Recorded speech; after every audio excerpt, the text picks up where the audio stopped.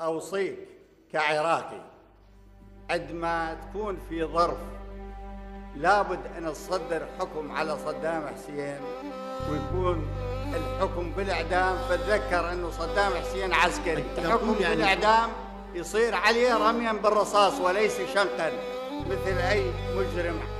فأنا أدري هنالك ضغط عليك. هل عندك سؤال محدد؟ نعم راح.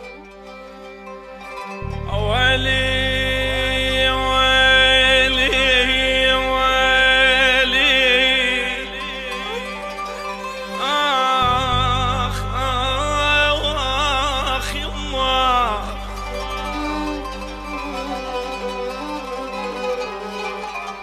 وانسجن يا أخ عذول أيام فرحة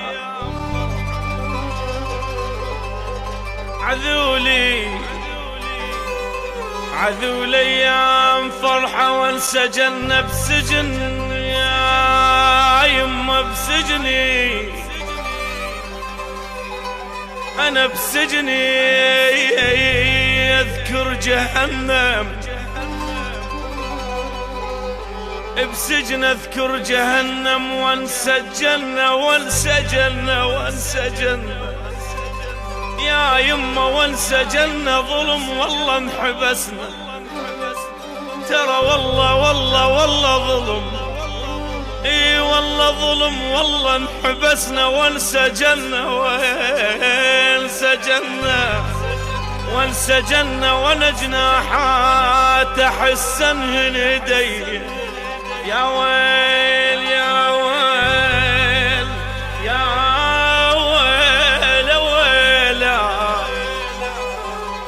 ملزمنا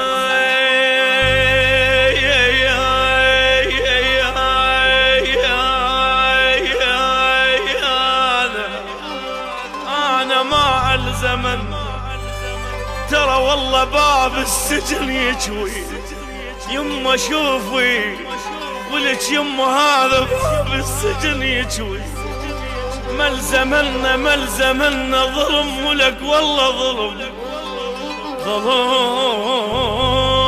ملينا احنا ظلام ملينا احنا ملزمنا يا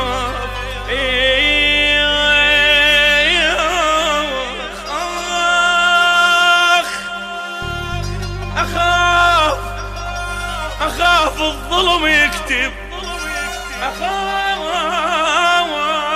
الظلم يكتب أنا أخاف الظلم ملزمن ويخلي الأخو يظلم بخير. الآن القتل الجثث تشمر بالشوارع مثل الكلاب حيشاهم منين ما يكونون ما يطرف سياسي حيشاهم، لأنه العراقي مو كلب